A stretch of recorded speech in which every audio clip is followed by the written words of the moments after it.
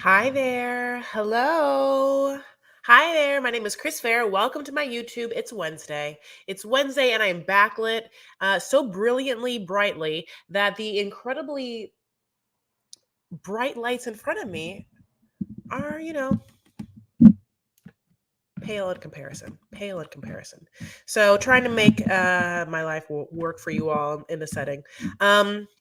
Hi, Marcia. Nice to see you. Happy Wednesday. If you haven't yet, please come in the room, say hi if you want or not, but go ahead and like the video. Just give it a little thumbs up, tickle that algorithm if you will. Let YouTube know that you meant to be where you are and you're happy to be there and I'm not holding you hostage and you're like not, scared. You feel like, oh, this person knows what she's doing. I'm so excited to hang out with you guys. Hi, friends. Hi. Oh, Charlene, Sarah. Hi, sweetheart. Same. Look at your gorgeous necklace. Hi, I forgot this. I forgot I had this up in the background and you scared me. Ha ha ha. Oh my god, I'm so sorry. Just my voice coming out of speakers without any sort of warning or any sort of preparation. No, it's a lot. That's a lot. Hi, Sue. Hi, Jody. Jody, I like that you have a star in your name as if Jody isn't your really name. But yeah, you make me in this Jody because of that little asterisk. It makes me feel like Jody's the name you're using right now, honey. But in reality, it's Natasha. It's your a non-name. Hi, Renee. Beautiful, always. Hi, Angelique. Nice to see all my friends. So, as we know, we're talking about 90 Day Fiancé. We are happily ever after, or are we? Ha ha ha. This is season 7. We're at episode 11. It was called Meet Me Halfway. And it really truly feels like what couples or even what individuals do you feel like honestly just need the other person to meet them halfway? Shy. Shy needs Bilal to meet her halfway. She's done everything possible to be his perfect wife and jump into his life with all of his business and his children and his ex-wife, and she would like him to meet her halfway without a condom. You know what I'm saying? Just show up. Hey, this is way better than raking leaves. Honey, that's what win's for. Okay, so we're going to start with I kind of want to start with Libby and Andrei. Hi Holly. Yay. Such fun, beautiful people here. Yay. I want to start with Libby and Andrei. I feel like it's funny because I would say Libby and Andrei are a working couple, and although they highlight them yelling at each other and or his controlling nature, and of course they highlight her family issues. It's interesting because it's not like there's anything truly suspect about them as a couple. Like when we had Pedro and Chantel, which obviously is a dumpster fire now. At the beginning, it was like her family thought that he was scamming, right? That her family thought that maybe his mom and the sister had a whole situation where they knew that they could just entice Americans to fall in love with them and then just get their way to America and harvest the American dollar. Obviously, blah, blah, blah, blah, blah, blah. That's not what feels like has happened with Andrei and Libby. He definitely feels like he found a woman that he fell in love with, and he wants to make his life work with this woman and the children that he has with this woman. And he definitely has used the advantage of the fact that this woman happens to be the baby daughter of someone named Chuck, who owns a real estate firm and could bequeath them, I guess, financial stability in some way. Sure. But, for all intents and purposes, it doesn't feel like he scammed his way to get here. It just feels like he is a very alpha male and very strong-minded and very, from a culture like that. And he wants to, doesn't let people push him around. He was, and he obviously hates Libby's brother and feels like they're all whiny children, and probably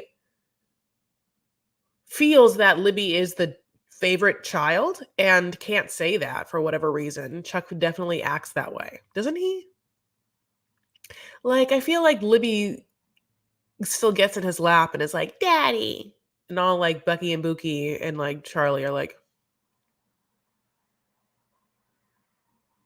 you know, sometimes. Um, Andre's effectively isolating Libby from the family. They are pissed because the sisters went to the mom's birthday. Is he isolating her from the family? Okay, let's talk about it. In some ways, yes. In some ways, no. It's like he wanted to work with her family. It's just that they are all very loud, pushy, crazy people. And he's also a pushy, crazy person. And so it seems like too many pushy, crazy, like, like Becky and him. Could you imagine? There is, by the way, and I'm just going to say this right now. In Streetcar Named Desire, when you have like the alpha brutish Stanley, and then his like, he's with Stella, right? Stella is like Libby. Stella is like good natured, sort of soft, like sort of like chill, sort of just like not weak, but kind of like submissive. You know what I'm saying? And you know how like Becky is like bananas, and like she's not that she's like Blanche Dubois, but like she definitely fancies herself as someone, just like Blanche did.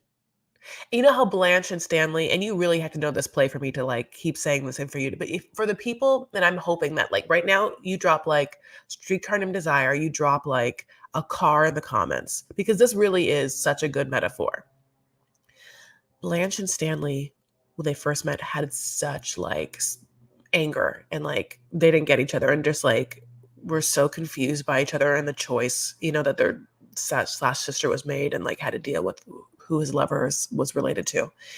And yeah, they really had some, turmoil and some anger, but then at the end of the day, they also mildly had some sexual stuff. And then like maybe he like maybe obviously took advantage of her, maybe, or raped her. I'm not quite sure. It was confusing what happened at the Stella at Street Named Desire. You can really just like make your own thing about what happened there. But what I'm trying to say is, do Becky and Andre have unspoken sexual energy that you feel comes out in such a way that it's mildly, like hostile? Like, do you feel like if they were both drunk one night and just out of their minds and they were just like left alone, that like Becky and Andre would just like, they'll never admit it, and like if both would be really upset, and obviously they have kids and obviously they have families, so I'm not like trying to like break anyone up, but what I'm trying to say is, in the psychology frame of mind, there's some part of me that feels like they butt heads a lot,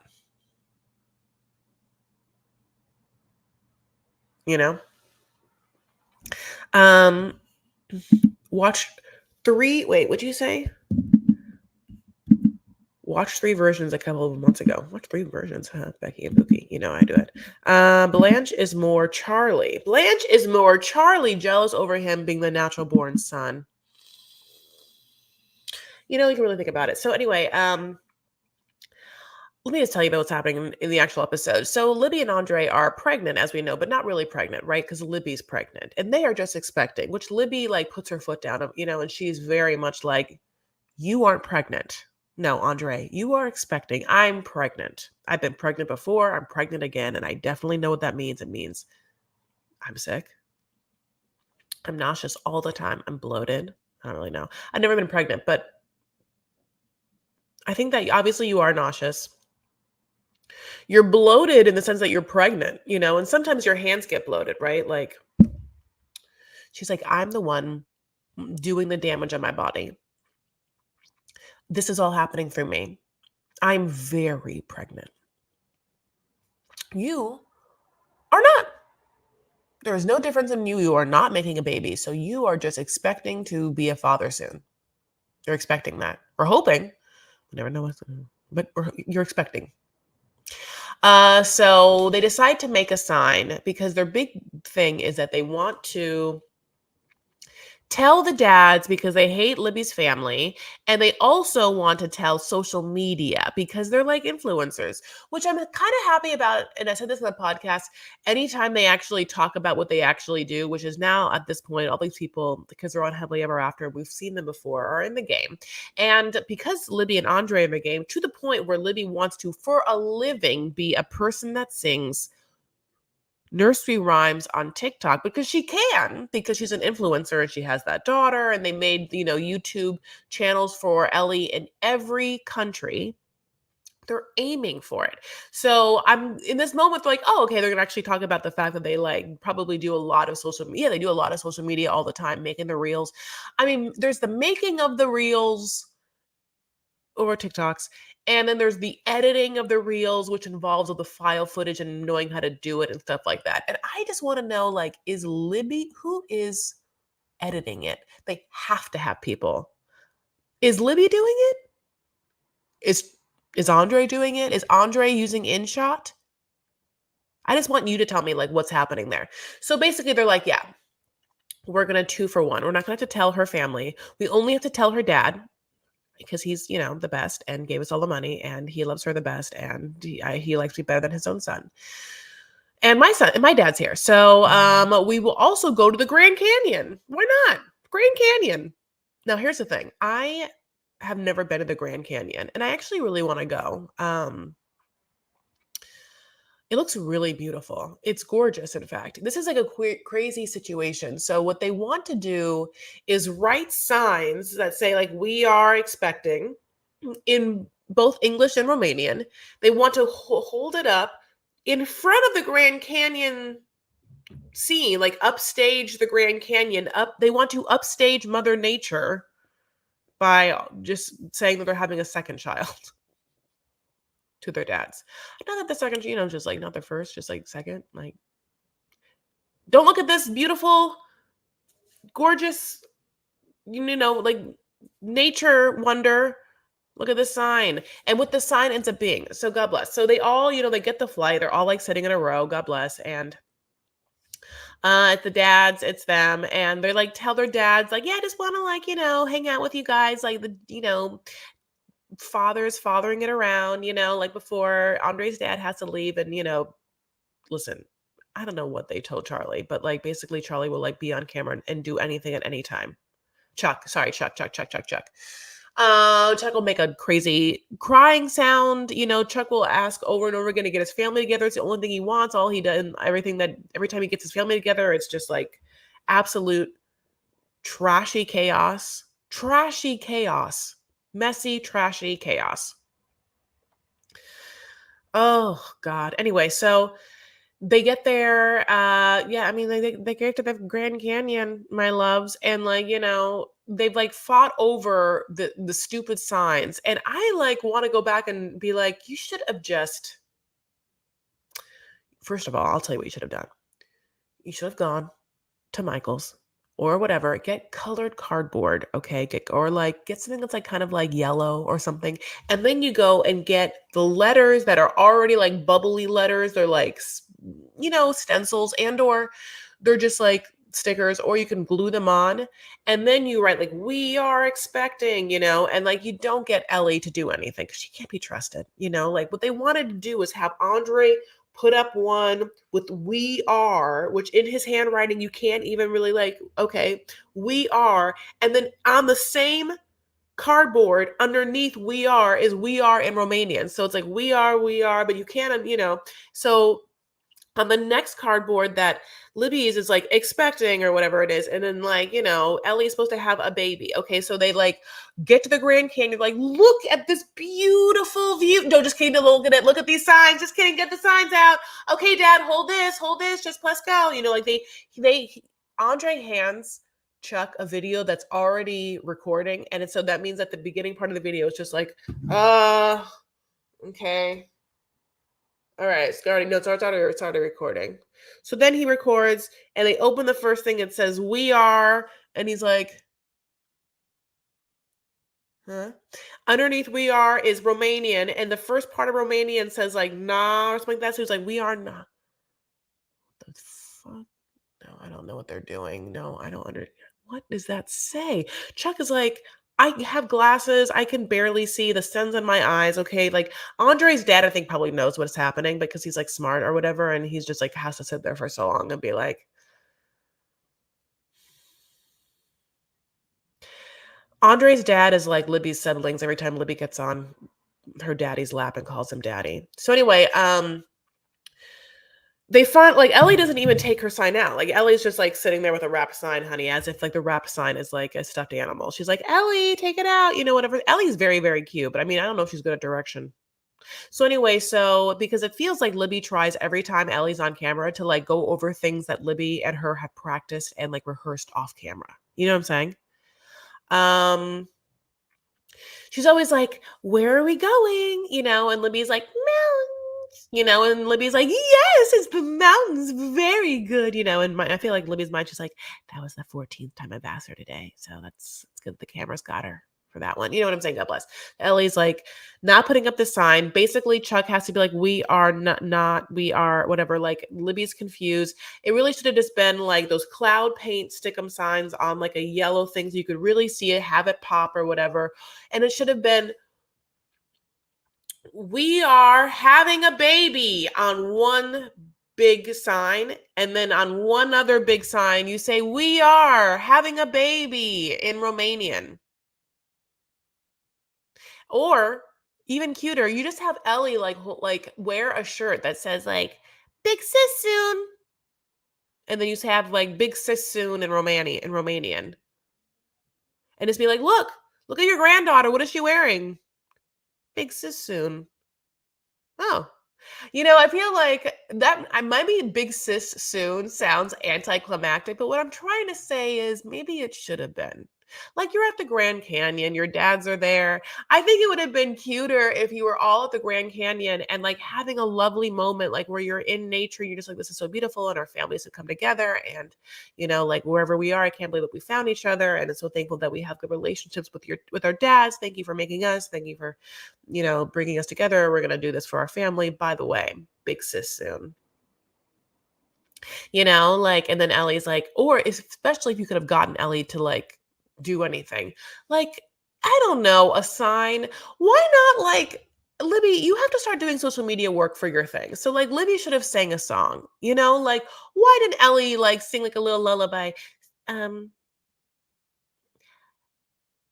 you know, whatever she calls, I think she calls Chuck Happy. Happy's my son, and whatever she calls Andre's dad, Grandpa. Grandpa's my moon. Someday I'll be a big sis soon. Whatever. I just got big sis soon, I guess, is what I'm really like, holding on to. But at the same time, it's like, have her sing a little lullaby or whatever. Like get your channel going. Like I don't understand how the sign thing was supposed to be good. And Libby got so mad at Andre for the way he was writing it. But I want to be like, how did you think he was going to write it? He's like, Libby, I'm just going to do with those lines. Like, what did you think he was going to do? Like, cursive? You thought he was going to do like calligraphy? Like, of course he's going to do like awkward shaping, awkward, like spacing. He doesn't know how to do signs like that. It's like a very special technique of like, that kind of sign usage, and it really needs a delicate, somewhat, how do I say this, maybe feminine hand. It need that kind of like artwork that's on, you know whatever, cardboards, like that cardboard arting artiger cardboard art, and calligraphy is a feminine art. I mean, like, and I say this as someone who went to school. It's like, that like, unless you're going to use those blow up letters I'm talking about, it's very hard to like have someone write and like have it be legible and be able to be seen artistically in a beautiful way without a feminine hand doing it. And by feminine, I definitely don't mean always a female, just like someone who has a feminine take on lettering. I don't know what to tell you. Lettering. I mean, like, I don't know what she thought she was gonna get, honey, but it definitely was like some sort of off papyrus. I painted a picture of my baby bump and left it at my dad's house. That's funny. That's very, very cute. Does he just like comes in and he's like, does he know it's a baby bump? Is he like, what's that? It looks like one boob. If I saw a baby bump, which is a stomach with a baby inside, and obviously like maybe like, a belly button, I think I would first look at it and be like, someone random person broke in my home and left me a picture of like one boob. And I don't think it's my boob. I don't think it looks like that. Like that's so funny. Um his own the way he wants. Yeah, maybe the other half was like maybe she does one for her dad the way that she thinks that Chuck's gonna read it, and he does one for his dad, which is the way he thinks he's gonna read it. I don't know. So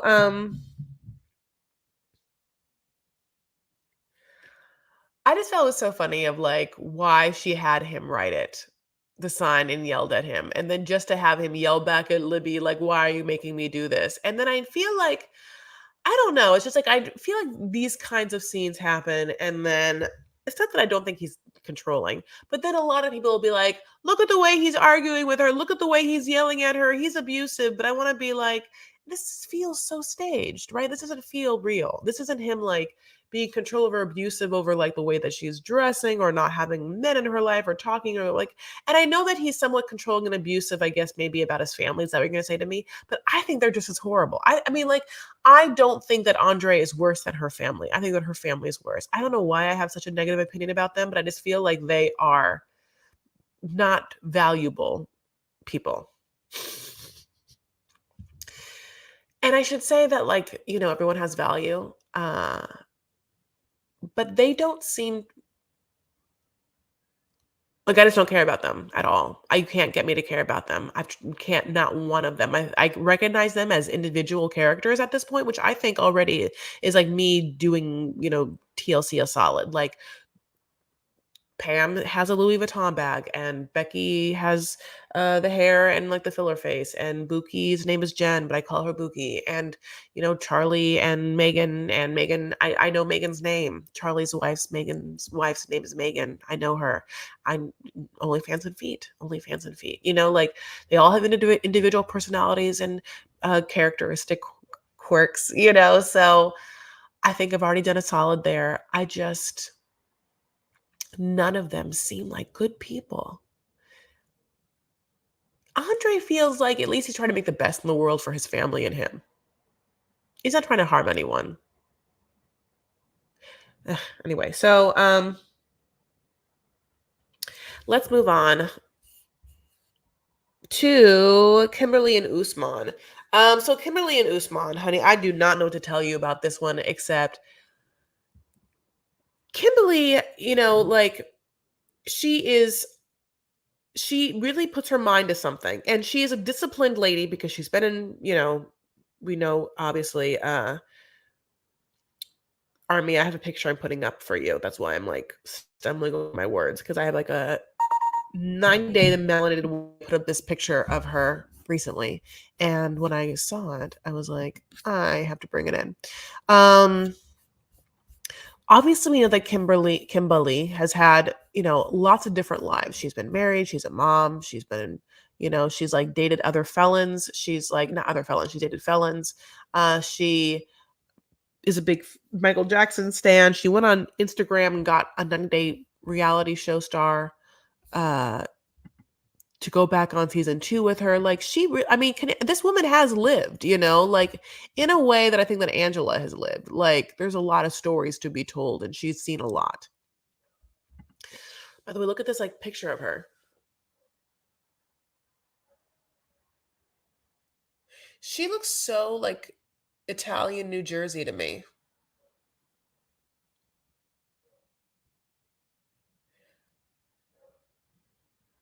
She is interesting. It's like she's cute here, right? She's young, she's cute. She has good facial features.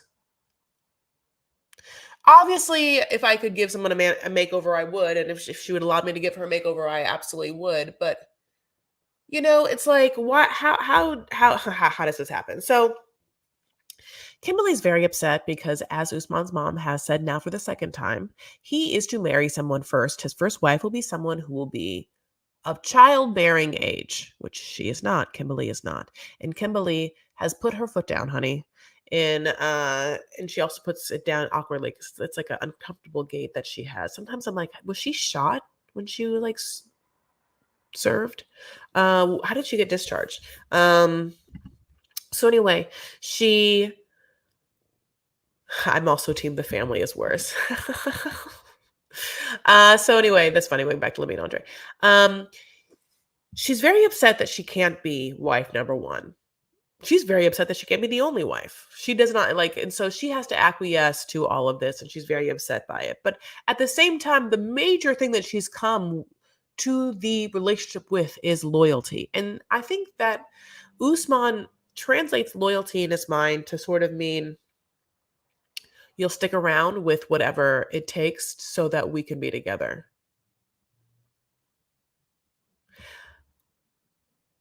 If you are loyal to me, you'll do what it takes for us to be together. Like, so if you're loyal and you want us to be together no matter what, then you'll do whatever it takes, which means that you will be the first wife or the second wife or the third wife, whatever it takes. You, if you really wanted to be with me and I was not allowed to ever marry you, if you were really, really loyal, you'd just be my mistress. You'd just be my mistress.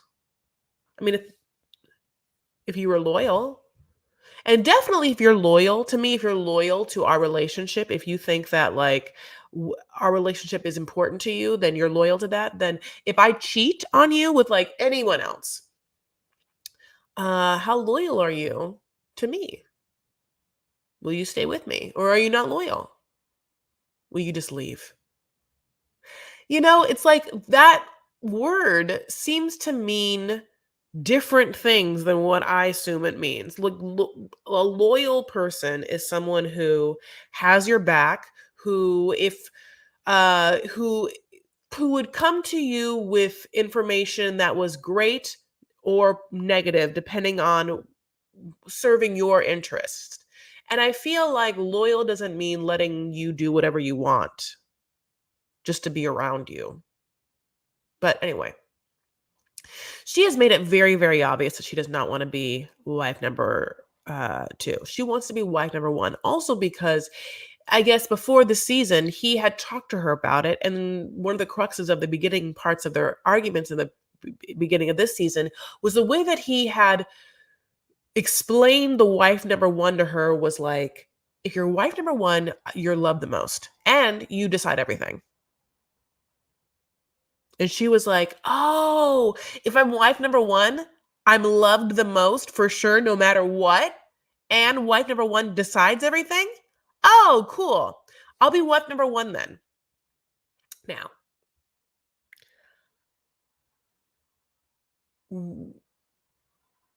unless we are from like Usman specific culture, could we like truly understand how much that is or is not true? I think that the first wife would probably stand to make more decisions than the other wives, hypothetically.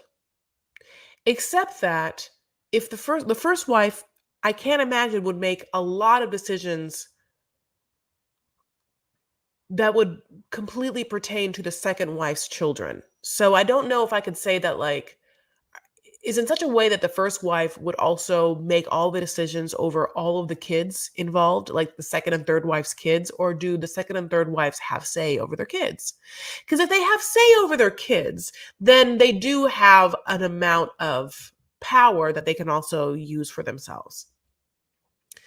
How much of that is true? And is it a situation where it's like maybe the first wife usually is really loved, but maybe the third wife at the end of the day comes in being like a hot young piece and the guy like really loves that third wife and the first wife becomes more of like a trusted advisor slash friend more than a romantic thing? Because if we were to use the only other polygamy family that is for us to use, and I have used would be the Brown family of sister wives. And that's exactly what happened. Mary is now like some sort of wise elder family member that is not really as wise because she has faltered. And the faltered was that she got catfished. So once Mary got catfished, like she kind of like lost her, I think, luster as being someone who can really like, like boss a bitch around. And I think for years, Mary did boss a bitch around, specifically that bitch being Christine. Not that she's a bitch, but you know what I mean. And it felt like Christine came in and was like, "Well, I'm the younger one. I'm like, whatever. I'm like having all the babies. He's definitely having a lot of sex with me." And I don't know how much sex he's having with Mary because they only had that one kid. And I know that Mary had some fertility issues, but we're not quite sure. So like then Robin comes, who's like now even the hotter, younger wife, and Cody has potentially left. I mean, obviously most of his wives in the dust. And Christine has technically legally left him. And what I just read, by the way, and this is the tea that I'm telling you on a 90-Day Fiancé HEA, that I think Janelle left him too. Okay, because my YouTube is like whatever all over the place. I just read, okay, so Gwendolyn, one of Christine's daughters, the one that was on the season, I just started rewatching. So Christine has like all Christine's daughters. My dad's home, and one of them is like she describes herself as autistic and bi. Okay, and the autistic bi, when we talk, she like has a conversation with the other one who just had back surgery in this season, and she just opened up a Patreon and started doing lives on her girlfriend's channel, like talking about everything. I actually kind of want to join her Patreon. Will I pay $10 a month to get her? And what she does is she's gonna watch all the like past episodes and talk about them. Anyway, so like for all intents and purposes, if you told Mary that like what was going to happen to Mary or Christine when they got married to Cody Brown, what happened now, like none of them would believe them. So at the same time, it's like it's crazy to think that there is no way to assume anything. So for Kimberly to assume anything is bad, but she did because she's like, this man is going to tell me things I don't know about his culture, so I'll just believe it to be true. And so he told her that the first wife is the best one, the most loved, and makes all the decisions. And then she believed that, and then she like, started to learn that like that might not be the case. But yeah, Janelle left. I think I mean, the thing is, Janelle is just like not going to give up Coyote Pass. I think that she's just going to like, she pretty much doesn't like, they don't have any sort of relationship. And Christine said so. Like Christine kept literally kind of throwing Christine would throw her relationship with Cody under the bus and then also talk about Mary and Janelle as being like, none of these bitches are getting anything from Cody. Not a thing. Not one thing. So, I mean, and I know that Christine and Janelle and some other kids are like hawking Plexus products on their Instagram. So they're obviously very much talking and working together. So yeah, that's the tea about sister wives, but just it goes to show you that you never know anything. And Kimberly, you should learn that now. I don't know why Kimberly doesn't watch Sister Wives. So basically, and if she did, she would just have walked away. Kimberly knows, I think, the writing's on the wall. So she knows also that Usman is not going to go against his mom. So she has to be like, okay, Usman, I get it. Like what your mom wants is like, I know that you don't want to disrespect her and you have to like do what she wants. And so I just have to say, yes, this is your culture, but this absolutely sucks for me. And I really, really hate it. He's like, yes, yes, yes. But here's the thing. I got to go meet that girl. And she's like, no, I get that, but I hate it and it annoys me and I wish you didn't do it. I can't believe I'm saying yes and I don't want you to do it. Okay, but I know you have to, but don't do it. Don't you? She's so pissed. So what she decides to do is she decides to propose to Usman the night before he has to go meet the girl because then in her mind he's going to show up with a ring and somehow the ring is going to block him and his penis from being into someone and block her from being into him or block the mom from thinking anything. I'm not quite sure what she thinks this ring's going to do, but she buys 2 of them just to make sure it fits him. 2 rings, okay? she at one point in this episode, she's like, I know it looks like I'm doing too much, as she's putting up like streamers and like gilded gold, like signs. And we're like, oh no, I mean, you are on this show because you seem to not have the conscious filter of knowing that you have been too much. I mean, you've been the whole time have been absolutely doing too much for this man. I mean, you showed up with a PlayStation 2 and a MacBook, girl. What? Yes. It's part of your personality and charm. We just, I guess, call it your love language is that you do too much, but you are too much, you do too much. It comes from what feels like a deep insecurity that you feel like and I hate to say this because I use this word already, value means something else besides what you bring to the table. It's very obvious that Kimberly thinks that she is a very fun, vivacious, warm people person, which she is. And it's also a little obvious that Kimberly has some insecurity when it comes to, I think, the way that she looks and or her age. And I wish this wasn't the case, and she's not alone. We all do. So, you're like, speak for yourself, Chris. I'm very happy. But, like every comment she makes of like, I hope she's not, regarding the younger person. Sometimes she'll say like, it's not that she's younger and prettier than me. It's just that she's this culture. Or, like, I hope that she's not too young and pretty. Like she kind of goes back and forth discussing whether the girl that Usman's going to meet is going to be younger and or more beautiful than her. And what I don't understand, which I also want to say is like Kimberly, but also Usman, for all intents and purposes, is a music superstar. And he literally, I think, always is around like younger people that are subjectively maybe, attractive and or on whatever scale, according to you. Like, I don't even understand why you're so hell-bent on this situation if you already acquiesce and he can get married again. And he's a superstar where he's always getting, young things in his face. So anyway, she makes a big to-do where it's champagne and everything like that is like blah blah blue. Oh my God, I love you, Chantel. PlayStation 2 is from 2000. It was a PlayStation 5. Chantel, you are right. Did I say PlayStation 2? Who am I? That was like Microsoft Word 95. No, I'm just kidding. I won't just say things from like PlayStation 5. That's so funny. Basically, Kimberly like makes her signs and like puts her rose petals on. The Kimberly like, 1-2 Express, honey. We like know how Kimberly goes about this broom, honey. She gets everything aligned. If we've seen one thing, it's Kimberly doing something romantic with champagne and roses in a hotel room. It's what she does. So she proposes and Usman is awkward. She gets down on one knee, which I was like, don't make her do that.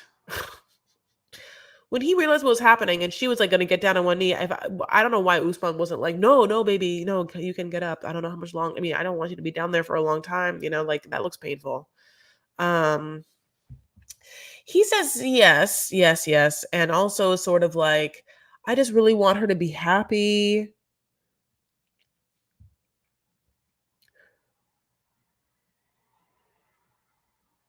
If marrying you will make you happy, then yes, is what he says. If marrying you will make you happy, then yes. Does it make you happy? That's weird. What a weird thing to say.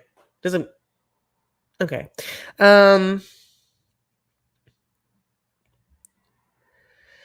She just really feels like she needs to seal the deal, like as if this proposal is going to make it so that when he goes and meets this woman, whatever she looks like, that he will be like thinking of Kimberly and Kimberly's wants and needs at the forefront of his brain the entire time.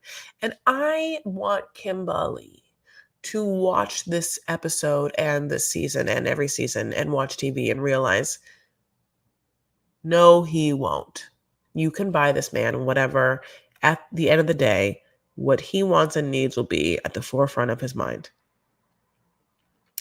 Now, She then has a conversation with Jamal. Now, Jamal, being the smart person that he is basically like, Mom, what? Also, why are you so upset whether you are the first wife or the second wife?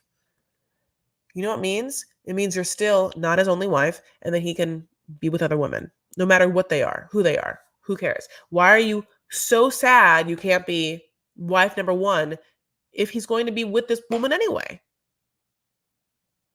It doesn't make any sense, Mom. I don't know what Jamal like. I want to be like, okay. Can TLC tell me that that Jamal has friends to talk to about his situation immediately when he hangs up the phone? Like, I want Jamal to have people to be like, "Yo, I just talked to my mom and she's wild," and her friends be like, "Tell me about it, Jamal. Get it off your plate. Get it off your mind." Jamal, you did such a good job, just like getting away from everything and sort of like educating yourself on how life should work, and like you seem to have the wherewithal, and so yeah, like use me, like throw it all at me, honey. Like get that mom off your mind, honey, and all her wrong choices. It's not you, it has no bearing on you. She's that person. And you're your person. Um just let her see how cute the new girl is. So anyway, God bless. And this is what we're talking about, when we saw the preview. So yeah, so anyway, God bless. So they're not going to show us the meeting with the girl. So the conversation happens with Jamal, and he gets to his mom's house the next morning, and she's like, I can't believe I'm gonna, like, Kimberly is like, I can't believe I'm letting you go to meet this woman. He's like, yep, bye. And he gets there, we don't see the woman yet, but on the preview we see her, and honey, she's gorgeous. She's gorgeous. She's crazy beautiful. She's young. She's gorgeous. She looks like a queen, honey. We're like, oh my God, she's beyond. I'm so excited. We all were like, oh.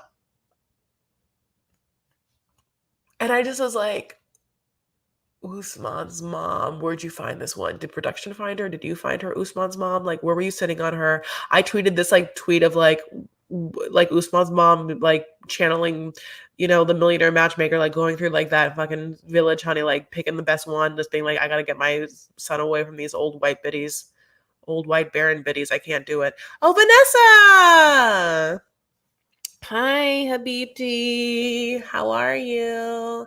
Nice to see you.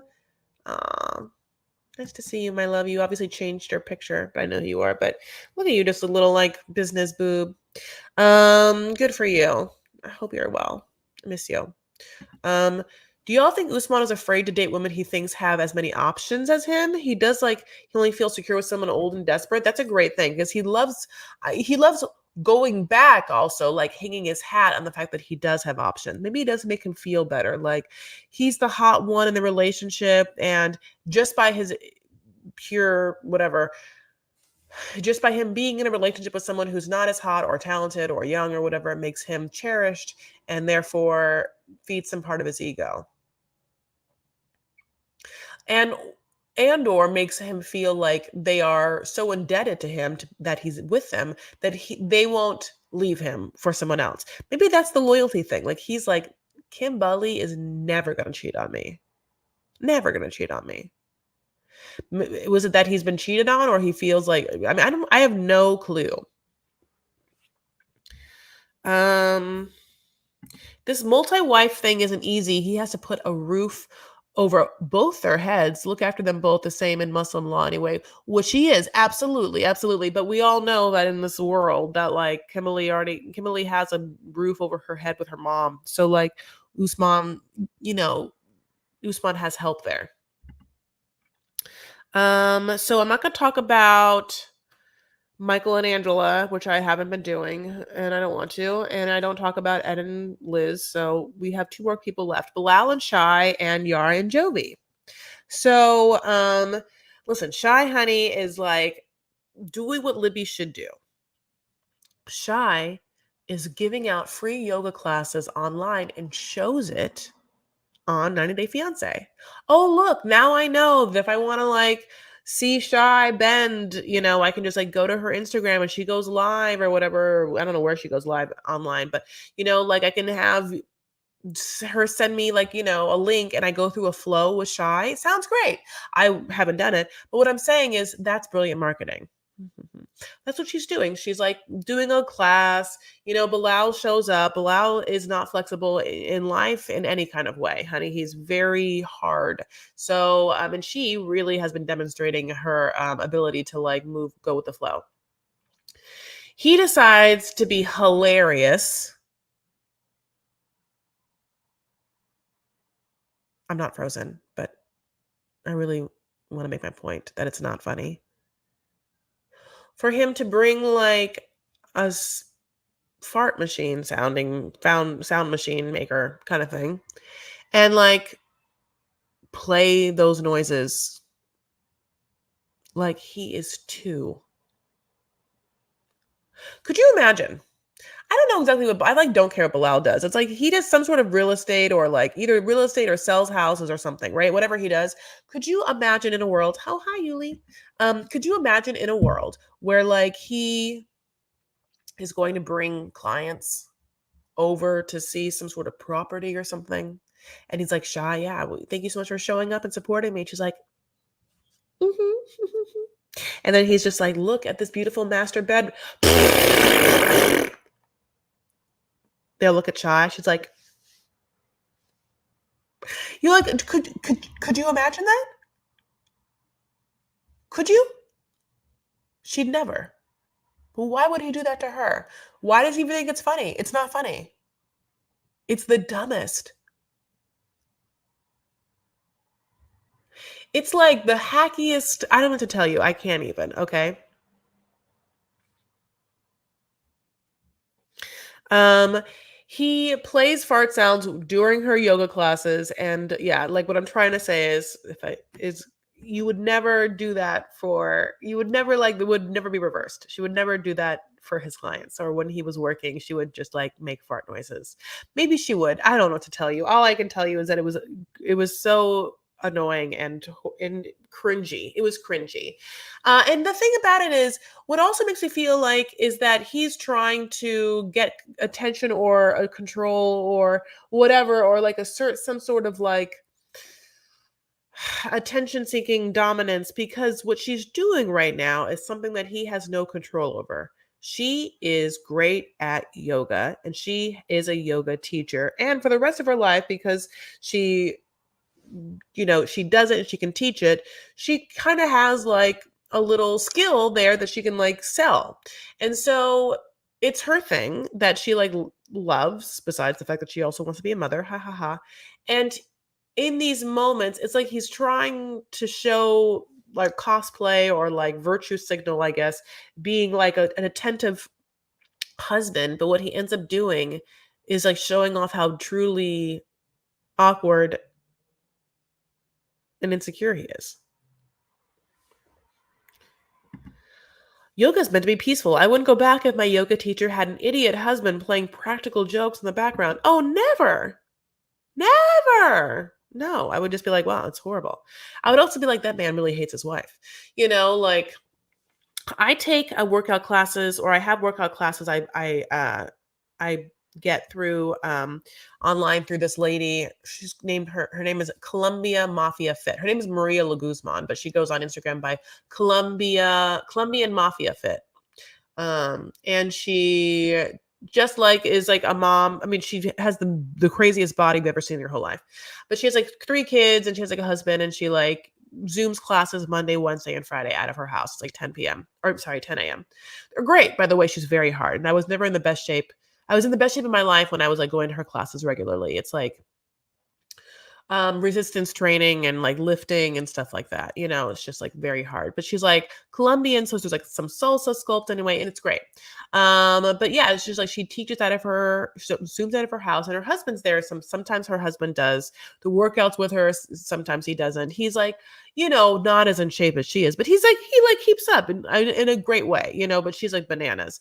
And it reminds me a little bit of what of this situation. But you would never like this woman's husband does his best to like help the things to go by, like if she's having technical issues, he'll jump on it. If the kids need something, he'll like get it, like if he is just there and he wants to support her, he'll jump in a workout, like he would never like take over the workout by like trying to make it about himself or like make pranks. Also because, and maybe this is slightly different, is that people are paying to be there, but also it's like it's just it showcases your wife in a bad way. He doesn't want her to be successful. He wants to be the spotlight.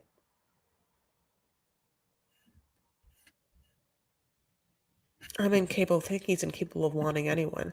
I will say after all this, and it's interesting because it's like, I think that these scenes happen and some of them might be fake and some of them are like the production giving ideas or some of them in like maybe the cast members having to like say yes or no what they want to do. Shy went on her Instagram and like posted, did you guys see?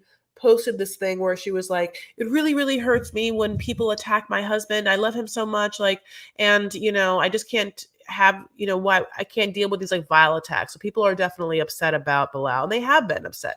People believe that Bilal is egotistical, narcissistic, had a vasectomy, like all of it, and they is obviously very controlling and like talks down to her and mansplains and has like a daddy complex and lies to her and manipulates her. These are all things that have been said about him since season 1, and season 2 hasn't curbed that. And diehard rabid fans of the show, I'm not saying that we aren't and or are. Some get stuck in the realm of the internet that is incredibly mean and negative and hostile towards internet celebrities.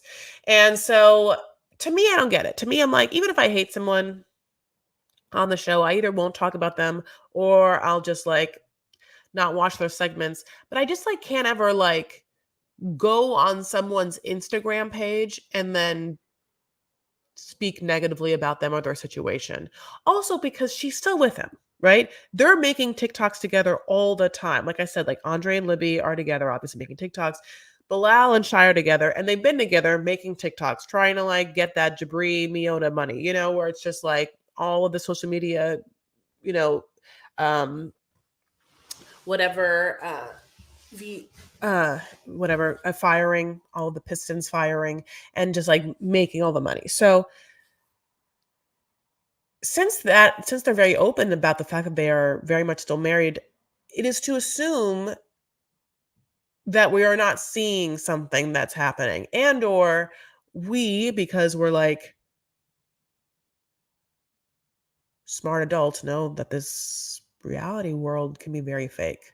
So I'm not sitting here being like Bilal is the worst person in the whole world and like how they let this monster on TV.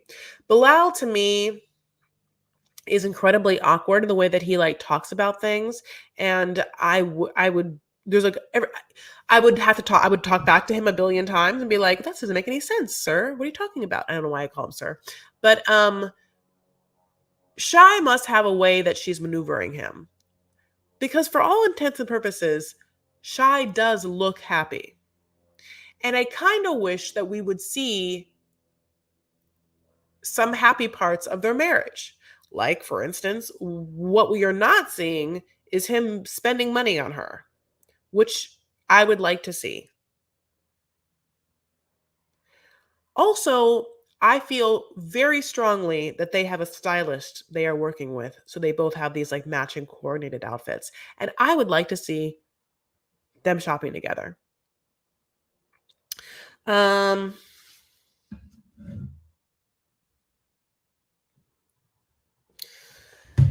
I know I'm so backlit. I know. I'm like, I keep trying to move. I know I look like, I know it's like glowing behind me. I don't know what to tell you. It doesn't, it just feels like she's happy. So it feels like she's happy, that it feels like it's not as bad as it makes me think. Like, Michael does not look happy. So I don't want to talk about Michael and Angela. I don't know why Michael chooses to do what Michael chooses to do, which is somehow still be in some sort of relationship. Because the big thing about Angela and Michael, which don't worry, I'm not talking about them, but I'll just bring this one thing up. The big thing about them is that we're even seeing them in their confessionals together. We've seen confessionals in 90 Day Fiancé of Angela and Michael sitting side by side, interacting in their confessional. So that leads me to believe that they're obviously not talking. A dual confessional means something, means that they are in the same place at the same time talking together. If you're not together, you don't do that. So interesting. Um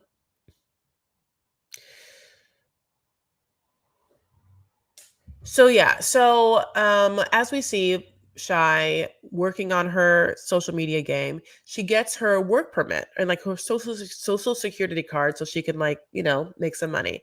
And the minute she does, and I think it's because it's a storyline, Bilal has to come in now and mansplain like, "Oh, just because you have this doesn't mean you're ready to do that." She's like, "Well, you said in the prenup that you would help me rent a space so I can put up my business." He's like, "Yeah, but there's so many things we have to do first, like make a business, like making a, banking account." And it's like, "Yeah, of course. Yeah.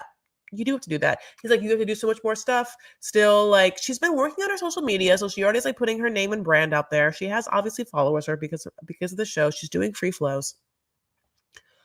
All those women need to do is just get like a little storefront and then get on ClassPass. Like see if there's a ClassPass around there. Get on ClassPass. Get in a place that doesn't have too many yoga places by it. If there's a juice place next door or any sort of smoothie and or health food place, if there's a, I would that's an ideal place to put a yoga studio. There's no better duel or whatever duet than yoga studios and juice places, smoothie juice places, acai bowl places. So that's my big hint for her. So she ends up after this awkward conversation with Bilal. We're supposed to hate Bilal after this, but then she ends up. It doesn't mean anything because she gets to go see a space immediately after with his fellow whatever work comrades. These two women who are like boss bitches. This is what Shy says, and they're like moms, and so she like likes them, which is great because she feels like she has like boss bitches uh, in her life and like to give you boss bitch energy, which I completely am for. There is nothing like making sure you have in your close circle people, and if we're women here, but if we're anyone, doesn't make a difference. It can be that are hardworking, ambitious, motivated,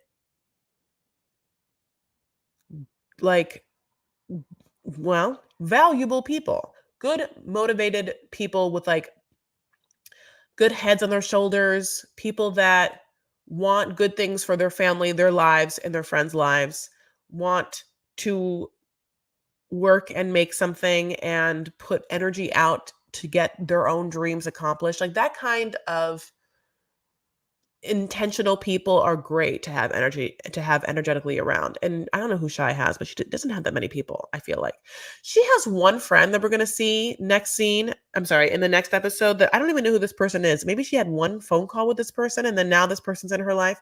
She has one person that is going to come talk to Bilal and like I think tell Bilal all the things that the audience wants Bilal to know, which is that he isn't all that it's cracked up to be, and he isn't shit. She needs to fully establish her online classes program before she opens up a whole studio. This is a whole new world of wellness. Absolutely. I think she can honestly do both, but I think because I think that she has been building up her social media one. But actually, I'll be honest, it isn't like I've gone to Shy's website to see it. So no, I don't know. I've never taken a flow through Shy, but through the way she moves, she obviously has like a lot of flexibility. It's funny because most of the yoga classes I know, or I'm sorry, that I take aren't done by people with crazy flexibility like that. They're just like pretty freaking flexible. I don't know, but maybe I should like I gotta get back. Hi, Michelle. So these two women and her go, and they go tour space, and it's great because like immediately, it's like bouncing ideas off of one another, and one woman's like, "Oh, great! Like, yeah, this would be a great space. I can see that wall there, especially if you mirrored it. It would bring like a lot of depth to the space. Also, it'd be great, so people can see themselves. Whatever, God bless." And she's like, "Yeah," she's like, in this space here, it's too big of a space where it has too many rooms. She doesn't need all the rooms. Like, so they were like, "Hey, you could sublease." She's like, "No, just find a better space. I don't know." Haha. But yeah, like it's true yoga spaces don't need a lot because it's just a room. You aren't having to cook, as Bilal said. Um I think that Bilal should be happy that he gets to start a new business venture with someone who has done it before and who's good at it. And all they got to do is just like find a spot that like needs a good yoga studio. I've been going back and doing yoga through Core Power Yoga, which I really like. But I feel like maybe it is nice to go to like a mom and pop studio. I was going to like this place called Villa, which is also very nice, and that is a mom and pop studio. Um, I like following yoga people online.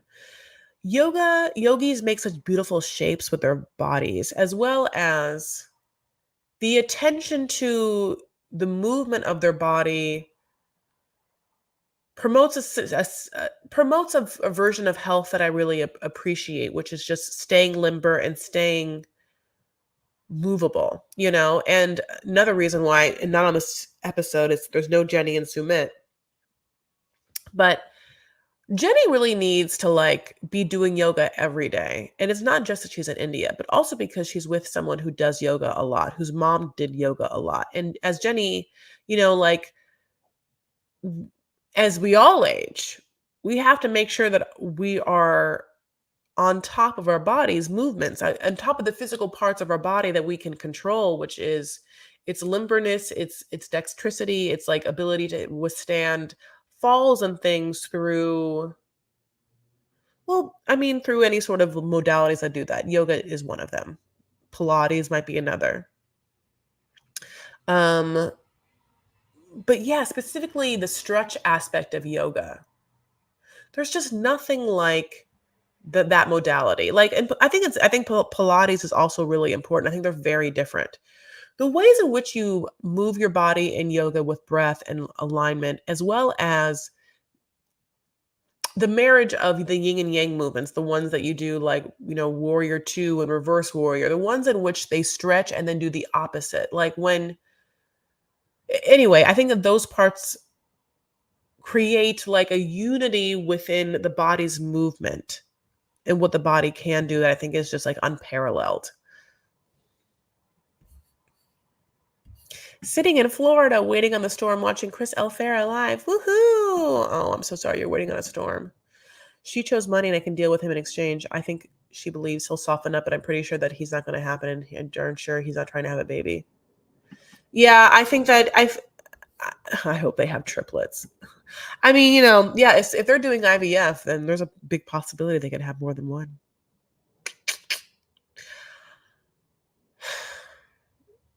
I think it's a fair exchange for him to get Shy, who is gorgeous and the exact, whatever, like religion, race that he wants or whatever, and his, I mean, specific type, which is like, his ex-wife was also this type, and the name Shy, and to be super submissive and to come in and like just move in with him and wherever he wants and sit in on his family and his ex-wife, for her to do all of that, all she wants is a child and to be able to do yoga, which helps them both because then they have another form of income because he cares a lot about money.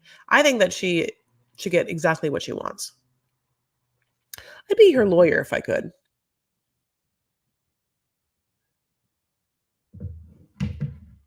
Yeah, so I just hope that we see more of his coworkers. Her names were Stacy and Mimi, the big boss or the big bitch, or sorry, not big, boss energy, boss bitch energy. Because I feel like yeah, she listen, it's not that I actually do like Bilal's mom and sister. They have like great energy on camera too. They're like nice people or whatever, and I like them. But it was really nice to see Shy have some other females in real life, like tangible females, not just the birdies she can call or whatever that are in Trinidad and Tobago, but like real life women who could perhaps be a little more on her side and see her as a full functioning adult rather than what Bilal's mom and sister see, which is the woman that Bilal is going to get married to, that is from Trinidad and Tobago. You know? Um, Yara and Jovi. So, Yara and Jovi, Jovi's driving around Prague, honey, God bless. And they're gonna go look for apartments, which he's obviously very upset about because he wasn't prepared for that. He didn't think that was gonna happen, but now that Yara is in Prague and she's been talking to her mom and she's been like reevaluating her life, and especially in America, she's like, this is what the storyline is. I don't know why, and I hate to be just like such a Debbie Downer, but I don't believe it. I don't believe this storyline. I think this is another case of Yara and Jovi being very much happy in their relationship and working out in such a way. And then for them to be on this season, for them to have some sort of drama, they have had to manufacture. I don't think that Yara just decided to go to Prague and then just decided to look at apartments without having done any research to even know how much apartments are. Because this girl has like a whole business, right? Yara has a whole business where she resells Alibaba stuff or clothes or whatever, makeup or whatever to like people that follow her. Okay. That's what she does. I don't care. There's different ways to make money. Some people sell feet. So she's on the internet enough to be like, I wonder what Redfin says houses are in Prague, if that had entered her mind. Because you're trying to tell me that she just was like, showed up in Prague. Her mom's talks to her and she's like, wouldn't it be great if, you lived here too? Because before she went to Prague, all the talk was that Yara was going to try and get her mom to move out to America, be babysitter out in America. Now they're in Prague. And suddenly the conversation switches to her moving there without having done any sort of research. And then her just picking a number out of thin air, of being like how much she wants to pay. And then just finding a place and then looking at it and then realizing how bad it is. They go to a place and it's like basically like a 1-bedroom basement apartment. And it's like $160,000 in American money. And she would want a 3-bedroom apartment, and basically that'd be double.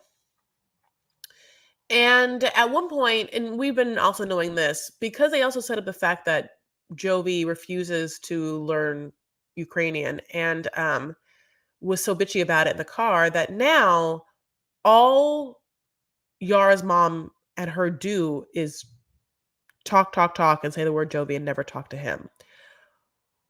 I would like to know this. Why is Jovi's relationship with Yara's mom really, really this bad? Where they don't interact at all and they don't even care to?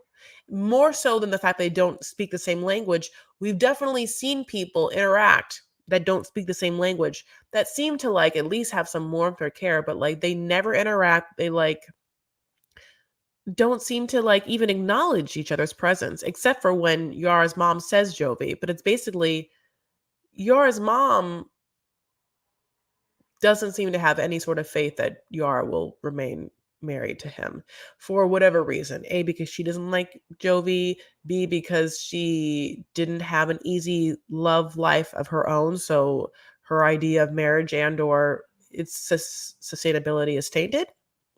But she very much is like, Yara, get a place here. You never know what's going to happen. Just like you don't know, like, I didn't know that your dad was going to leave me. Get a place here. Also, can you like sort of low key get like a little room for me? Tee hee hee. That way, if I'm hanging out with Mila, I can like spend the night. But I guess I'll keep my apartment here in Prague or not. I'm not quite sure. Cause like, that's another thing. It's like, if you really thought about this, why would you be buying a different place in Prague that your mom wouldn't be paying for at all, unless you would just be buying it for your mom to live in? And if that's it, you just don't wanna what, say it in front of Jovi? I would like it doesn't it I would like there to be a little more understanding. If we are to really believe that Yara doesn't trust Jovi or doesn't wanna ever talk about things with Jovi, I wanna see more of what she does throughout the day when he's gone for work. Like, I wanna see her, like, selling the stuff, and I wanna see her, like, talking to people. Anyway, but because they think that we don't wanna know about that or see that, they're making I feel like this is why we're going apartment hunting. So, Jovi is, like, being whatever, being American and making fun of everything he sees and saying how small the kitchen is, and Yara is like, "You're being, a trashy American. Stop being so ugly, Jovi." And Jovi's like, "Can't stop, won't stop." And, meanwhile, like, someone who's showing them the apartment, I feel like is the person that probably, like, lives in the house above. So, this is always awkward, but yeah, like, sometimes people will be amongst one's home and or city and or town and or building and or stuff and say things as if they can't see that the person sharing space with them lives there.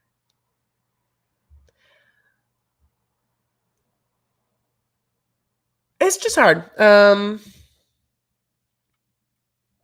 Okay, so after the, like, apartment debacle where the apartment is just, like, so small and Yara's just like, "This is not enough," and, it's I don't know why I didn't do any research to find out that, like, how much apartments in Prague would be. To get back to the hotel and, like, again, Jovi and Yara's mom barely talk. Yara's like, "Okay, well, mom and I are gonna go up to the room," and Jovi's like, "Okay, I'm gonna go to the bar," and Yara's like, "Of course you are. Yep." And at this point, I'm like, "Oh, I absolutely would too, Yara." Like, I have been on Yara's team my entire life. Like, like, I was born and I didn't even know Yara, and I was, like, on team Yara. When I got back from this when I got back from the apartment, I was like, "You know what, Yara? First of all, why don't you just give that baby to your mom? Give your mom Mila time upstairs and sit down in this bar and have a drink with Jovi. You need one too. You both need one. You're both because Yara's all over the place with, like, whatever she's trying to do or whatever the producers are wanting her to do or whatever she's trying to make us think because, like, the opposite of what if Yara is really planning what Yara is really planning, then she's never gonna, talk to Jovi about anything, and she's just really gonna live her whole life as if she's not married. She doesn't, trust Jovi, or she doesn't want why get married to Jovi then? Just because she got pregnant to him?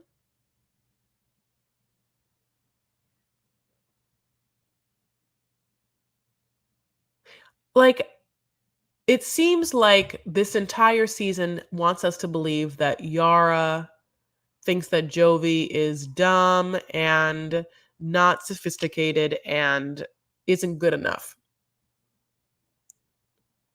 And that's true. And that's what we felt like in the first season. But at the same time, she's still with him and they've gotten married and had a child. So if she still feels that way, I wonder what her game plan is, like what her end game is. So, in the bar where Jovi is alone, he called Miss Gwen so he doesn't drink alone. And it's just a lot of like telling her what Yara has done and like wants to do and Miss Gwen not understanding it and then like not like thinking that it's cool, which is like all the same, that I think why I don't like talking about this is because I like being on team Yara and I don't understand what she was trying to accomplish. You can't just like move someone's child to a different country without talking to them about it. It's like not a normal thing. It's not great. It's not like anything you can like hang your hat on. You can't defend that. It was crazy to think that she really thought that she was just gonna like take the baby by herself to Europe during wartime without him like saying yes or even agreeing to it. Like it's also his child. And he's not asking anything crazy. You're the one asking for something crazy. I get that she might not like living in America. And I get the fact that he's gone a month out of the year. Sorry, a month. Sorry, lots of months out of the year. So it actually would make sense if she wanted to have a space in Prague, but it would have to be completely, it would have to be, it'd have to go about being different. She would have had to been like, I'm going to make an investment property in Prague and I'm going to have my mother live there and manage it. She will pay utilities or rent to me or whatever she is. Whatever. And she can agree upon that. It doesn't have to be a big rent if it's like whatever, but she obviously has to pay utilities of herself living there. And then when you are working, I get to go visit Prague, visit my mom, and have her help me take care of the baby. That is a reasonable, understandable request for their situation, which is a very difficult situation. She's European. She doesn't have anyone here. He has this weird job, that makes him be away for so long. So it's like what upsets me is the sort of like sinister quality of her trying to do all of that under his nose as if she's preparing for the worst. And I also have a problem with her mom. I want to okay, no, okay. I want to know why her mom hates Jovi. And I want to know if her mom hates Jovi or she just hates all men or she feels like Yara, she knows her daughter and Yara and Jovi won't work out, or if she's like, I know that marriages can fail and that's why I feel this way, or if Jovi was mean to her at one point, or she just sort of like didn't like the way that he was treating either Yara or doesn't feel like he is warm enough to her. Like, has Jovi not ever gone up to Olga and been like, Mom, thank you so much? And like, obviously just showed warmth through like whatever. Has he not ever tried to say anything in Ukrainian? Why do they seriously not even talk at all? It's like the father of your grandchild. It's the grandmother of your child. I mean, like, so if I don't want to believe the following, that the producers have set all this up, or that B, that Yara is sinister and like planning all this, then like C, I also don't want to believe that Olga would be mean or angry at Jovi for no reason, but maybe she would. Maybe this is just like a very awkward situation that we are in. And I wonder if Yara is aware that her mom might have negative ideas of either men or marriage and or Jovi, and if any of them are warranted and or not warranted. I don't like it when people talk shit about people's husbands or wives to them. And it happens a lot if it's like a sibling or a parent, right? Because those are the people in your life that feel like they can talk shit about the people that you're married to. But maybe this is like an old school part of me that wants marriages to survive that aren't horrible, right? Like I don't think that Yara and Jovi's marriage is horrible at this point. I haven't seen them being horrible to each other, like it seems that they sometimes enjoy each other. Now, I don't know for sure, like, because I don't know what we see if it's real or not. But if they are married and they seem to be happy, I want their marriage to continue. I want all marriages to continue that are healthy and good, which is usually they probably would. The ones that end probably aren't. But, you know, it's hard to get married. It's hard to like get divorced, And so it makes me sad that Yara's mom feels so negative about their relationship. And I get it because I'm a child from divorced parents. So I know what it's like to come from divorce and I get why she would feel that way, but it feels it feels like a very cold relationship and connection between Olga and Jovi. And it definitely maybe it's just a situation where Jovi is just hasn't cared to connect with Olga at all, and Olga definitely hasn't cared to connect with him. And Yara hasn't facilitated their connection at all. Because Yara, the truth of the matter, isn't facilitating a connection between Jovi and her mom. Jovi said an obnoxious thing in the car about how, if she wants to talk to me, she can learn English.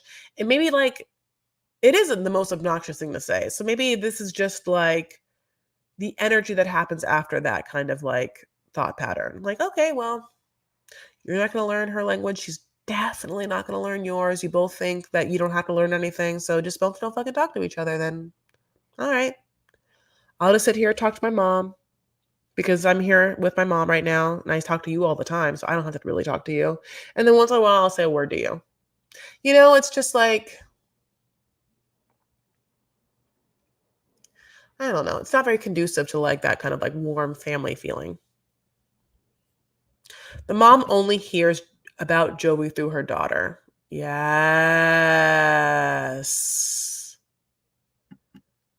My 2 cents. Yara thinks he's dumb, but she knows Jovi isn't a bad person and he works hard. Many women would have his baby and live their soft life with his funds. Let's hope they're acting for the cams. Oh, their soft life. I love, first of all, dating doula. That is such a beautiful way of saying that. To live a soft life. Dating doula, do you think that's what Shy has done? Do you think Shy is like, I want a soft life? I want Bilal, who is the same religion as me and an upsetting individual and dresses well and is a businessman and lives in America. I just want a soft life. So I have to put up with like the 90% of obnoxious banter I have to put up with just to like wake up, be safe and stable, and not have to worry. It's the not having to worry, I guess, right? A soft life means an easy life in that you don't have to like worry about surviving. My 2 cents. Ooh, look at everyone's 2 cents, honey. Okay, there's a huge difference between women from, in this case, Ukraine and American women or Dutch or Sonian different priorities, values. It's underestimated. It's what's Sioan? I'm so dumb. Sound. Let me look that up. No, don't even tell me Amsterdam. I should know what it is, isn't it?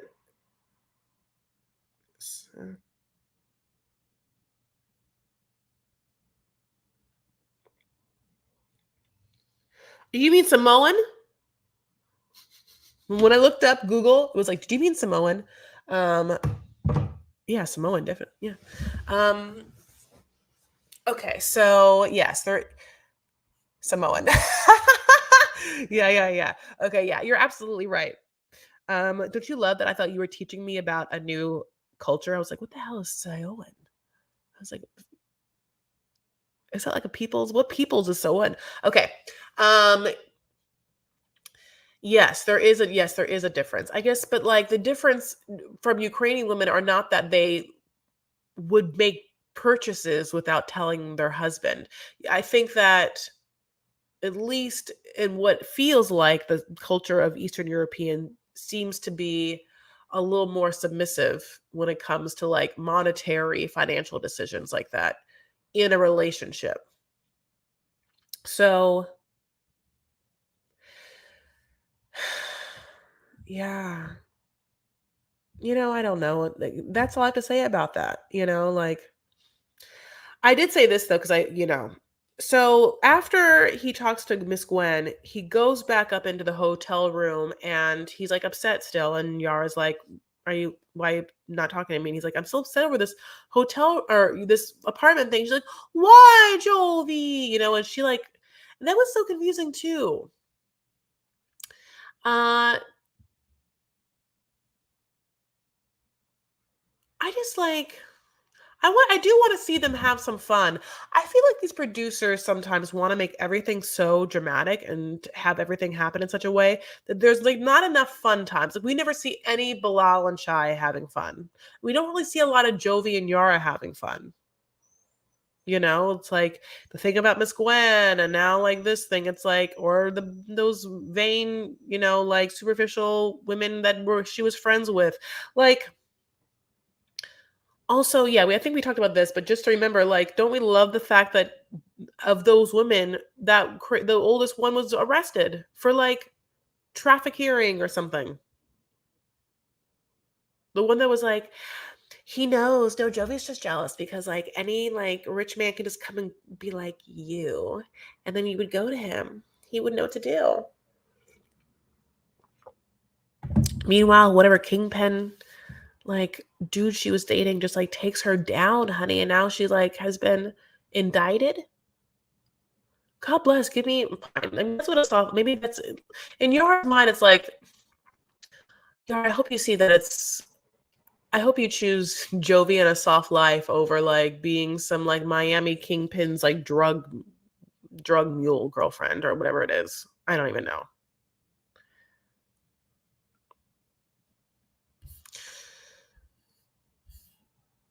I don't think Yara or mom thought Jovi would turn into the husband dad he did. What's MT? Oh, dude. I see. I think Shaeeda wants marriage and a family and the soft life. Unfortunately, she chose a plum fool. He really thinks he is smarter than her. He certainly has more life skills, but he's emotionally mature. He's not, but he's emotionally not mature. Especially MT. No, I don't even know what MT. Empty. Oh, ha ha ha ha ha. Yeah, no, I don't get it. I'm dumb too. Okay. Yeah, like I said this part of the podcast, which I don't when I if since when I talk about these episodes, it does feel super different to talk about it with Wa on the podcast and then to do the live with you. So it's very rare that I have similar thoughts, especially since I've been talking about this for an hour, 26 minutes. But I brought this up during the podcast in this one moment in this hotel room because maybe because I am a divorced kid and so it made me think of it. They're like yelling, they're arguing back and forth, Yara and Jovi over this apartment thing, and Mila is in the background, and you see Mila doing all the things possible, and I feel like she's doing it, and maybe this is just me saying it, to distract her parents from hearing them argue. You would be surprised when you hear when you know what kids pick up on and the energy they pick up on, and like no kids like to hear their parents argue, like they hate it. And I hated it growing up. And it happened a lot. And so you would do things to distract them. One of my biggest things I would do is just start crying. It'd be the biggest that actually would totally stop them usually because they have to deal with me. And so like I see little like Mile in the back and she's just like turning on lights, turning off lights. She's like, but it's like that hotel room they're staying in is such like a fancy boutiquey place with like they're like plum blue walls and everything. And it's like turning on the lights, turning off the lights, and just like running around and that like taking down shades. They have to like kind of chase after her. They're like yelling at each other and like kind of like trying to wrangle her. At one point, you just see Jovi trying to like talk to Yara while fully just like Mila obviously was very thirsty and he's just like, Yara, what do you want to do? And just like Mila's like,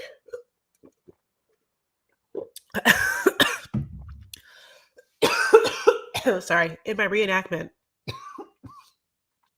it didn't go well. Wait one second. I'm going to mute myself and cough.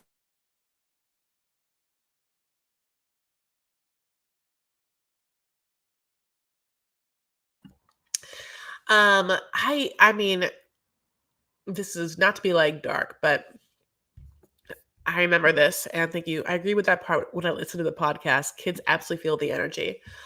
I remember when my parents were married. Yeah, they would yell, especially like at night. Sometimes it'd be asleep, but you would wake up. And so yeah, I would just be like, okay, I would just get up, run to whatever room they're in, and just start screaming at the top of my lungs. And then they would have to stop fighting because I was like making a big ruckus.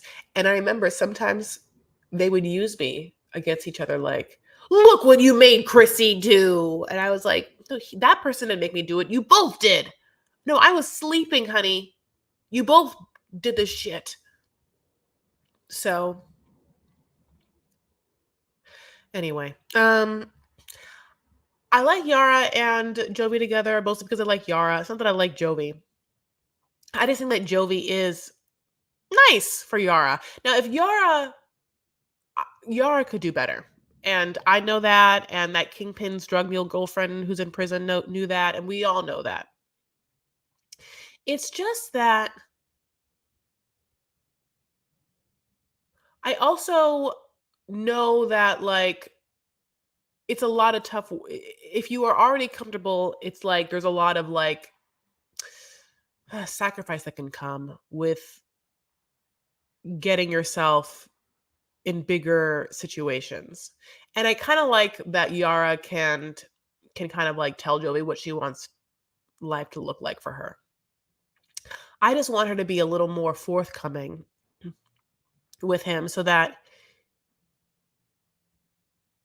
because I don't want him to feel shitty about himself and just drink because he's upset, because that doesn't make me feel like Mila's going to have a really great dad all the time for her. And so I want him to be happy for her sake, and I want Jovi to be happy for Mila's sake, and I want Yara to be happy for my sake. I like Yara. I can't tell you why Yara chose Jovi. She chose him before us, you know? So for some reason she likes him. And if that was real, which I like to think it is, and I want her to, like, whatever, not be trying to buy an apartment underneath his nose.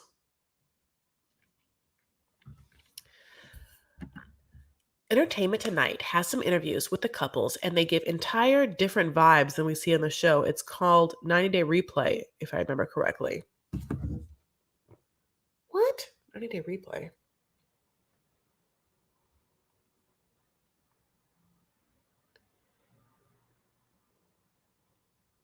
Uh,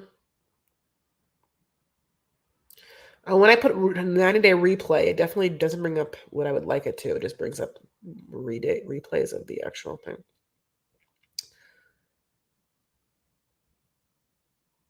Huh, no, I'm not finding it, but I can try and find it. What am I finding, though? Okay.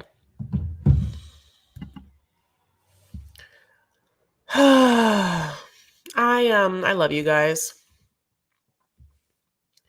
Anyway, yeah, I love you guys so much. I've been talking for an hour and 30 minutes. I do have to let you guys go, as I have to go back and do things in my day. And I'm getting ready to go hang out with Wa, which I'm really, really excited about. And we are going to be traveling together in the next couple of days. And so if you follow anyone on social media, you should follow us because we're fun. I am at Chris L. Farah. The L is for Lebanese. Hi. And Waz, just call me Wa. You know her. Wa and I are the hosts of the popular cult favorite podcast, Docu-Sweeties. Wherever you listen to podcasts, Apple, Spotify, Google, Docu-Sweeties, a podcast where you watch fun shows with your friends. Docu-series, either the trashy ones or the good ones, and we break them down. We are following Love After Lockup, which is actually Love During Lockup. And we are also following 90 Day Fiancé. I just started watching Love is Blind last night. I know Wa is doing Love is Blind on her YouTube channel. But yeah, we'll be traveling. So follow us because we will be having some fun social media stuff. Please follow Docu-Sweeties too.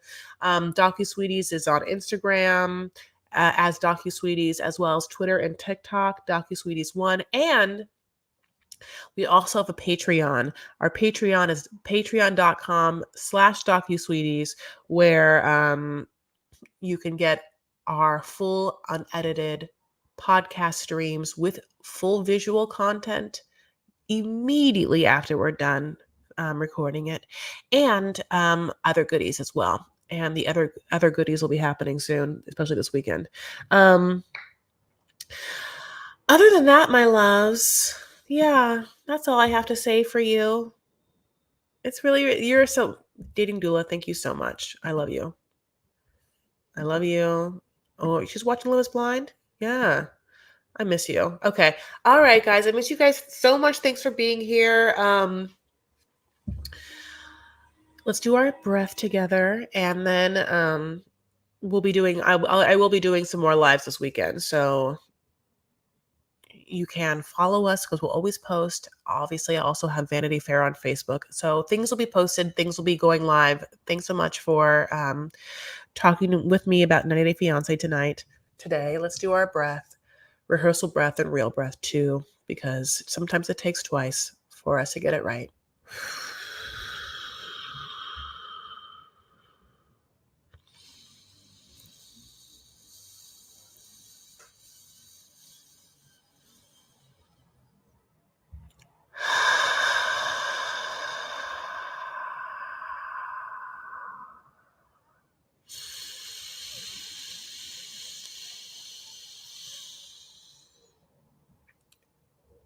Oh, yes, just a little circle breath, breathing together as we do, just to center ourselves in this moment together as we share space and thoughts, breath, words.